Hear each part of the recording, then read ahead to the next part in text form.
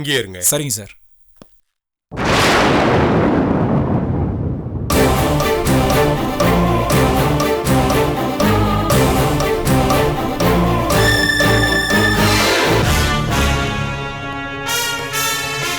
டேய், இங்க எதுக்குடா வந்த?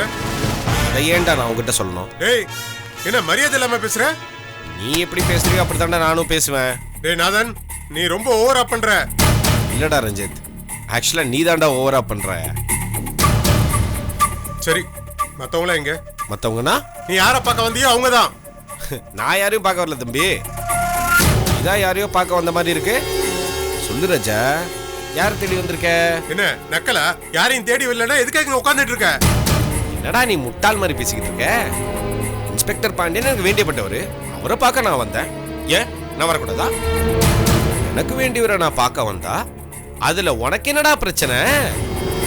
நான் எங்க போறேன், என்ன பண்றேன்னு என்ன பாக்குறத தவிர உங்க டிபார்ட்மெண்ட்ல உனக்கு வேற வேலையே கிடையாதாடா? ஹலோ ஹலோ ஹலோ, என்னங்க என்னங்க பிரச்சனை? எதுக்காக எங்க வீட்ல வந்து கலாட்டா பண்ணிட்டு இருக்கீங்க?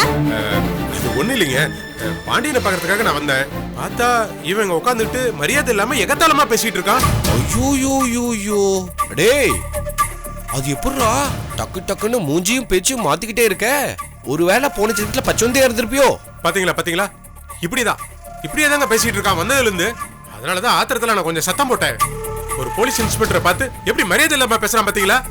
அதெல்லாம் நம்ம நடந்துக்கிற விதத்தை பொறுத்தது. நாம மரியாதையா நடந்துக்கிட்டா மத்தவங்களும் நம்ம கிட்ட மரியாதையா நடந்துப்பாங்க.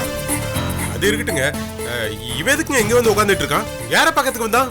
என் வீட்டுக்கார பார்க்க வந்திருக்கான். ஆமா, பாண்டியன் எங்க? அவர் வீட்ல இல்ல, ஸ்டேஷன் போயிருக்காரு. பாண்டியன் வீட்ல இல்லன்னா இவன் கிளம்பி போக வேண்டியதானே? இவன் எதுக்கு வீட்ல இருக்கான்?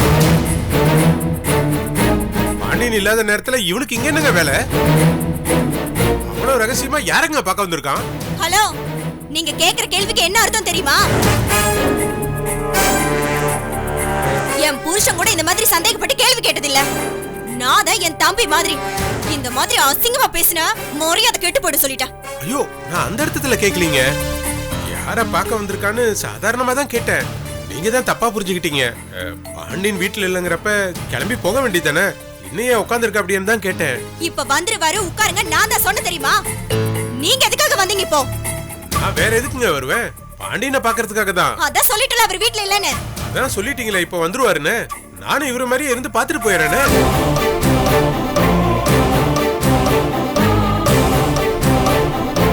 ஏங்க, வீடு நல்லா இருக்கே. பாண்டியன் பார்த்து பிளான் பண்ணி கட்டியிருக்காரு போல இருக்கு. நீங்க தப்பா நினைக்கலன்னா வீட்டை கொஞ்சம் சுத்தி பார்க்கலாமா? உங்களுக்கு வீட்டை சுத்தி காட்ட நேரம் இல்ல. அடுப்படியில நிறைய வேலை கிடக்குது. ஐயோ, நீங்க சுத்தி காட்ட வேண்டாம், நானே பாத்துக்கிறேங்க. நீங்க பாட்டுக்கு போய் உங்க வேலையை பாருங்க. இல்லங்க, அவர் வந்ததும் நீங்க பாத்துக்கோங்க. ஏங்க, நான் ஒரு இன்ஸ்பெக்டருங்க. என் மேல உங்களுக்கு நம்பிக்கை இல்லையா? இல்ல.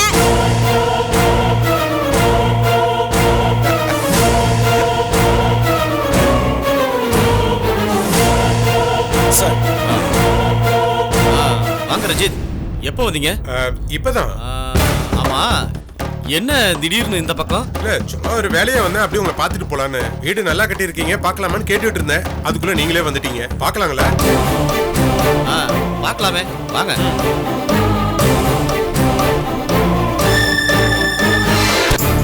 சார் வாங்க, இதான் பெட்ரூம்.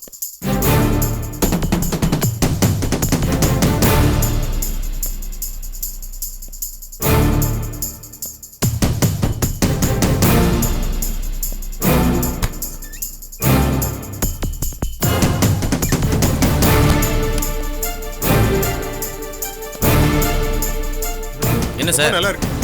பார்த்தாச்சா? போலாமா? வாங்க.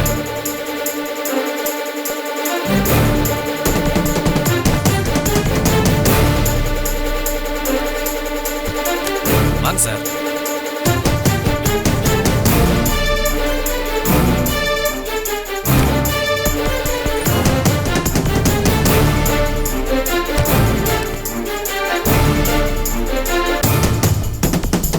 ரஞ்சித் சார், இது கிச்சன்.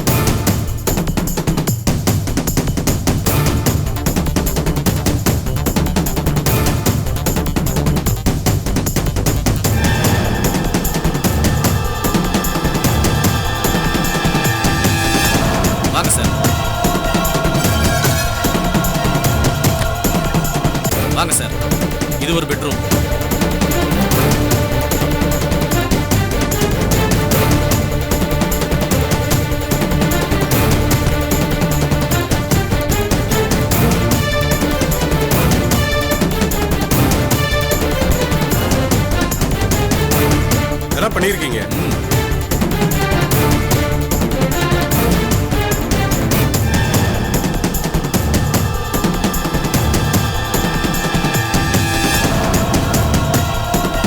வாங்க.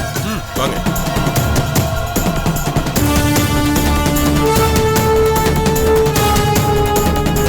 இது ஒரு ரூம்.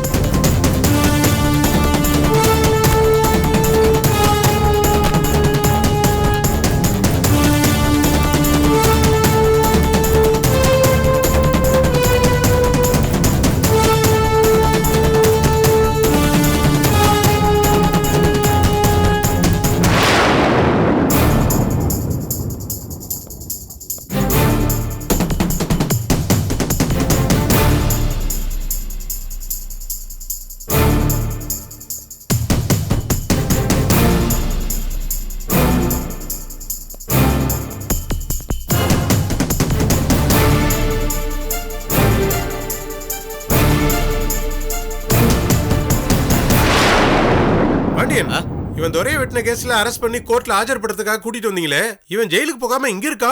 உடனே இவனுக்கு ஜாமீன் கிடைச்சிருச்சா? சேச்சே, அதெல்லாம் ஒண்ணு இல்லைங்க. இவனை ஆஜர்படுத்தவே இல்லையே. அப்ப நீங்க இவனை கோர்ட்டு கூட்டிட்டு வந்தீங்களே? கூட்டிட்டு வந்தாங்க, ஆனா ஆஜர்படுத்தல. அதுக்குள்ள உங்க மாமனாரு, ஓ சாரி, கல்யாணம் தான் நின்னு போச்சு இல்ல, மறந்துட்டேன். மிஸ்டர் அருணாச்சலம் எனக்கு ஃபோன் பண்ணி துரையை வெட்டினது நாதன் இல்ல, யாகுன்ற ஒரு ஆளு, நாதன் அப்பாவி, அவரை விட்டுருங்கன்னு சொன்னாரு. நானும் விட்டுட்டேன். ஏங்க பாவங்க இந்த நாதன், எப்ப பார்த்தாலும் இவரோட விஷயத்துல ஏதாவது ஒரு கோளாறு நடந்துகிட்டே தான் இருக்கு. அக்கறமும் அயோக்கியத்தனமும் வேற யாரோ பண்றது, அது எல்லாத்தையும் பண்ணிட்டு பழிய தூக்கி இவரு மேல போடுறாங்க. அவங்க ரொம்ப நல்லவங்க மாதிரி சுத்துறாங்க. அப்பாவி மேல பழி போடுற கேடு கட்டதான் என்னைக்கு மாட்ட போறான்னு தெரியல. ஏங்க எனக்கு ஒரு ஆசைங்க, நிறைவேற்றி வைப்பீங்களா? சொல்லுமா, நீ ஆசைப்பட்டு கேக்குறத என்னைக்கு நான் நிறைவேற்றாம இருந்திருக்கேன், சொல்லு.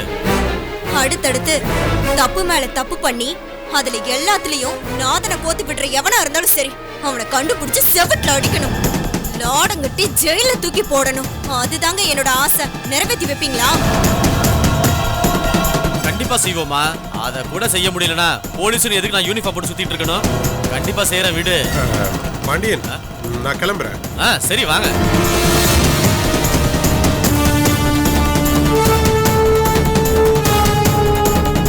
என்ன ரஞ்சி சார், செருப்பு ஆராய்ச்சிட்டு இருக்கீங்க? அத பார்த்து என்ன பண்ண போறீங்க? இல்ல, செப்பல் ஸ்டாண்ட் ரொம்ப நல்லா இருக்கு. எல்லாத்தையுமே பெஸ்டா தான், ரொம்ப பார்த்து பார்த்து பண்ணிருப்பீங்க போல இருக்கு. எல்லாத்தையுமே பெஸ்டா தான் சார் பண்ணுவேன் நானு. சரி பாண்டியன், நான் கிளம்புறேன். வாங்க.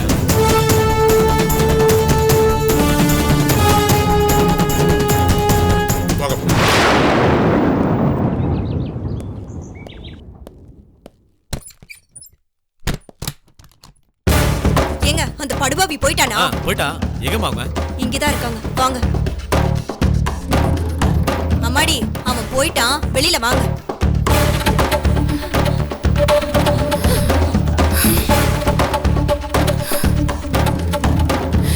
எங்க ரஞ்சித் எங்களை பாத்துருவானோன்னு ரொம்ப பயந்துட்டே இருந்தோம். நானும் தாம்மா பயந்தேன். நல்ல வேலை, நாதன் தம்பி ரஞ்சித் வரதை எதர்ச்சியா பார்த்ததுனால உங்க 2 பேரையும் மறைச்சு வச்சு காப்பாத்த முடிஞ்சுது. இல்லனா என்ன ஆயிருக்கும்? கரெக்ட்டுமா. இனிமே நீங்க கொஞ்சம் எச்சரிக்கையா தான் இருக்கணும்.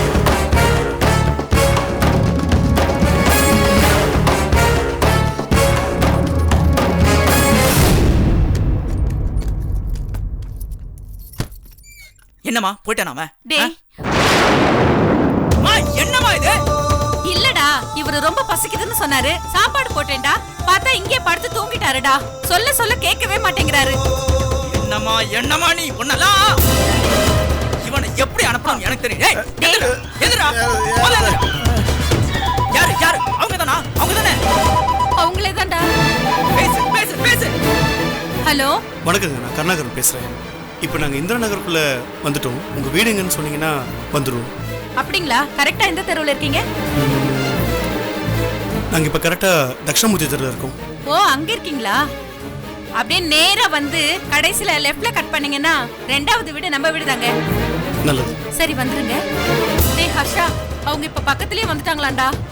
இப்ப போய் இந்த ஆளை அடிச்சு கலாட்டா பண்ணிட்டு இருக்க வேண்டாம். டக்குன்னு இந்த ஆளை தூக்கி ரூம்ல போட்டுருவோம். அவங்க வந்துட்டு போனதுக்கு அப்புறம் பாத்துக்கலாம்.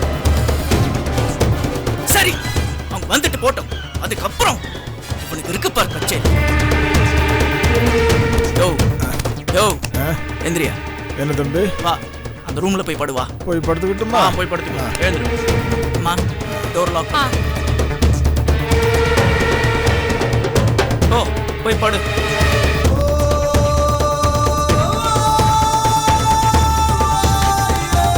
சத்யா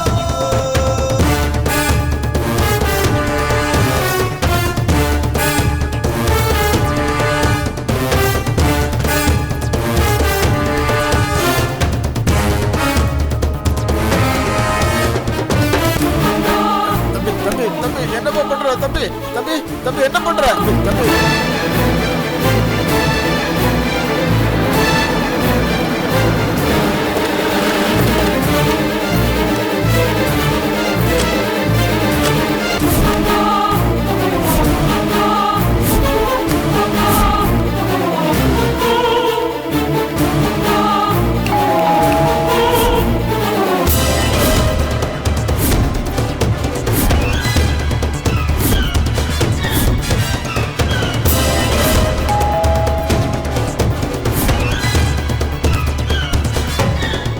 சத்தம் போட்ட கொன்றுவோம். போ போ போ.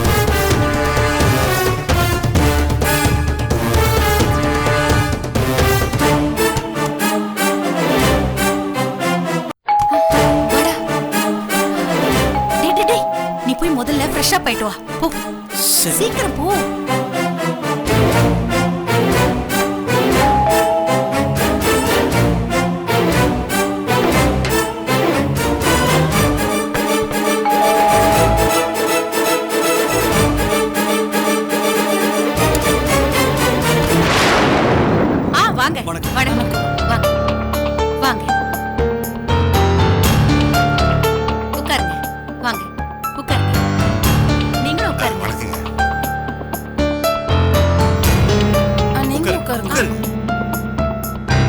மன்னிக்கணும், முன்கூட்டிய தகவல் எதுவும் சொல்லாம எல்லாரும் திடுதுப்புன்னு கிளம்பி வந்து நிக்கிறோம். உங்க வேலை இன்னும் கெட்டு போலியே. அதனால என்னங்க, பரவாயில்ல, இன்னைக்கு பார்க்கலனா நாளைக்கு பாத்துக்க வேண்டியதுதான்.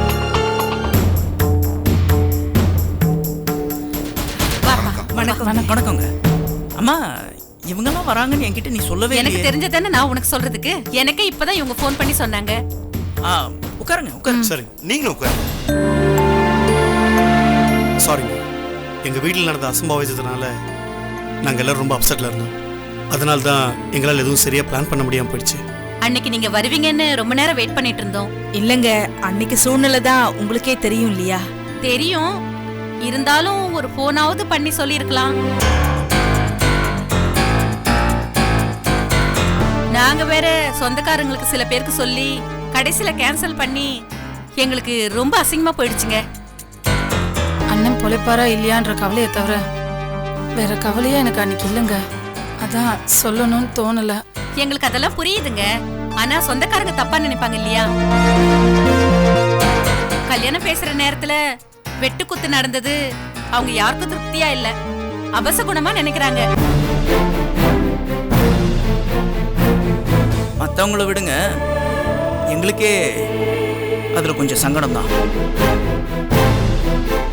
இல்ல பொண்ணு எடுக்க போற இடத்துல வெட்டு பழி குத்து பழினா அது சரியா படலைங்க. ஆமாங்க, இப்படி ஒரு குடும்பத்துல போய் ஏன் பொண்ணு எடுக்கணும், நம்ம பையனுக்கு வேற பொண்ணே கிடைக்காதான்னு எல்லாரும் சொல்றாங்கங்க. அது சொல்றவங்க 1000 சொல்லுவாங்க. அதுக்கெல்லாம் நாம காது கொடுத்தா சரியா வருங்களா? அப்படி இல்லங்க, அவங்க மத்தியில தானே நம்ம வாழ வேண்டியிருக்கு. அவங்க சொல்றதையும் நாம கேட்டுதானங்க ஆகணும். அதெல்லாம் சரிதாங்க, ஆனா இந்த வாழ்க்கைய வாழ போறது அவங்க இல்லையே, உங்க பையனும் எங்க பொண்ணும் தானே. அவங்களுக்கு ஒருத்தருக்கு ஒருத்தர் புடிச்சு போச்சுங்கிறப்ப மத்தவங்க சொல்றதுக்கு அவ்வளவு தூரம் காது கொடுக்கணுமான்னு தான் கேக்குறேன். எங்க குடும்பத்தை பத்தி நீங்க நல்லா விசாரிச்சதா மங்களா சொன்னாங்க. நாங்க எப்படிப்பட்டவங்க, எங்க குடும்பத்து பொண்ணு எவ்வளோ குணமான பொண்ணுங்கிறது உங்களுக்கே நல்லா தெரிஞ்சிருக்கும். இருந்தாலும் ஒரு சங்கடம்னு வந்துட்டதுனால சொல்றேன், எங்க குடும்பம் மாதிரி ஒரு பண்பாடான குடும்பத்தை நீங்க பார்க்கவே முடியாது. எங்க மாமா, அதாவது மங்களாவோட அப்பா, அப்படி ஒரு சத்தியவான். எங்க மாமியாரு சாக்ஷாத் மகாலட்சுமியே தான். அவங்க பெத்து வளர்த்த பிள்ளைங்க தான் துரையும் மங்களாவும். அவங்க எப்படி இருப்பாங்கன்னு சொல்லவே வேணாம்.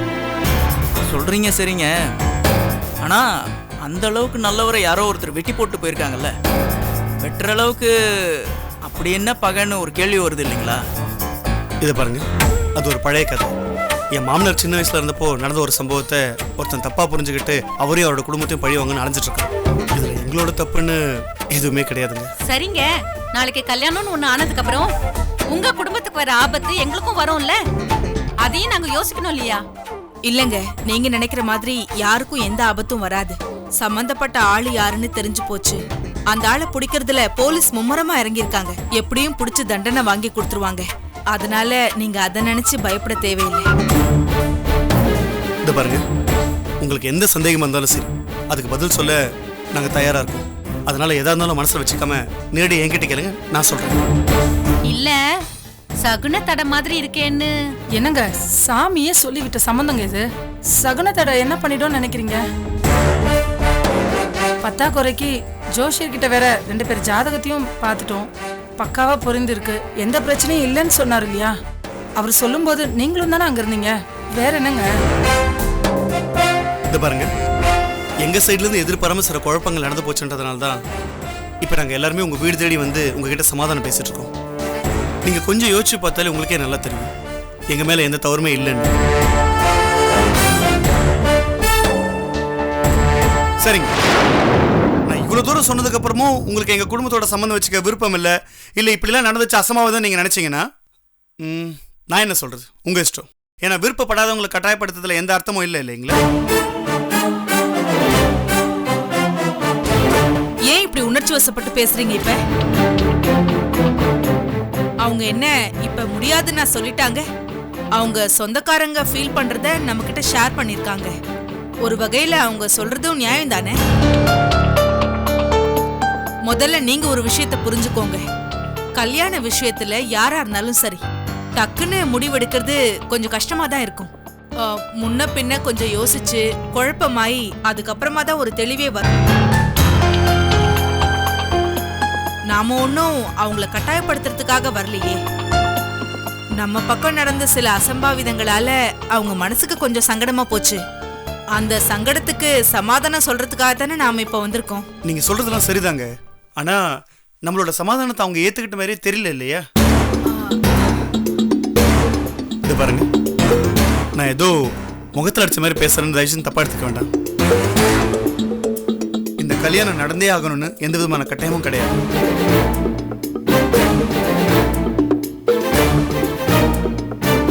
உங்க புள்ள சொன்னபடி நாங்க வெட்டு குத்து குடும்பம் இல்லை, எங்களுக்கு பண்பாடு பார்த்தாலும் நீங்க நினைச்சாலோ, இல்ல கல்யாண பேச்சு எடுத்த உடனே அபசகுணமா இப்படி நடந்துச்சேன்னு நீங்க சங்கடப்பட்டாலும் சரி, இந்த கல்யாணம் நடக்க வேண்டாம்.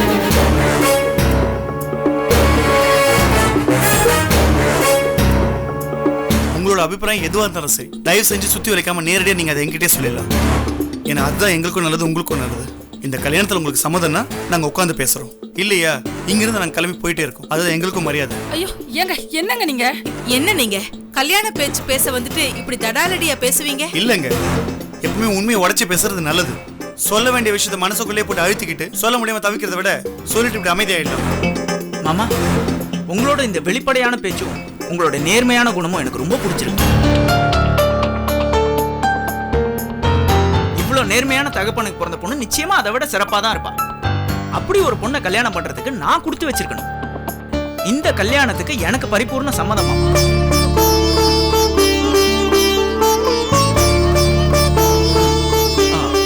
அம்மா சாரிம்மா, உன்கிட்ட ஒரு வார்த்தை கூட கேட்காம மாமா பேசுறது கேட்டு உணர்ச்சி வசப்பட்டு எல்லாத்தையும் நானே பேசிட்டேன்.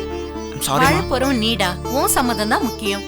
இந்த விஷயத்துல எனக்குன்னு தனி விருப்பம் எதுவுமே கிடையாது. உன் விருப்பம் என்னமோ அதான் எனக்கும். சரிங்க, நாளைக்கு ஒரு நல்ல ஜோசியரை பார்த்து நிச்சயத்துக்கு நாள் குறிச்சிடுறோம். குறிச்சிட்டு வந்து நாங்களாம் வந்து பாக்குறேன். நாளைக்கு என்னங்க, நாளைக்கு இன்னைக்கே பாத்துருவோம். இன்னைக்கே வா. ஆமாங்க, அதுவும் இப்பவே பாத்துடலாம். சரிங்க, அப்படியே செய்யலாம். இப்பயே நாங்க ஒரு ஜோசியரை 10 நாள் குறிச்சிட்டு உங்களுக்கு போன்ல தகவல் சொல்றோம். அது என்னங்க நீங்க மட்டும் தனியா போறீங்க? நாங்க என்ன பண்ண போறோம்? வீட்ல சும்மா தானே இருக்கோம். நாங்களும் வரோங்க. எல்லாரும் ஒன்னா போய் வேலையை முடிச்சிடலாம். சரி, எங்களுக்கு தெரிஞ்ச ஜோசியர் ஒருத்தர் இருக்காரு, அவரை போய் பார்த்து தேதியை குறிச்சிட்டு வந்துருவோம். சரிங்க, அப்படியே சரிங்க. ஹர்ஷா, என்னடா சொல்ற? அம்மா, நீ என்ன சொன்னாலும் எனக்கு ஓகேமா. சரிங்க, நீங்க எல்லாரும் கார்ல இருங்க, நான் போய் ஜாதகம் எடுத்து வரேன். சரிங்க. சரி. வெளியே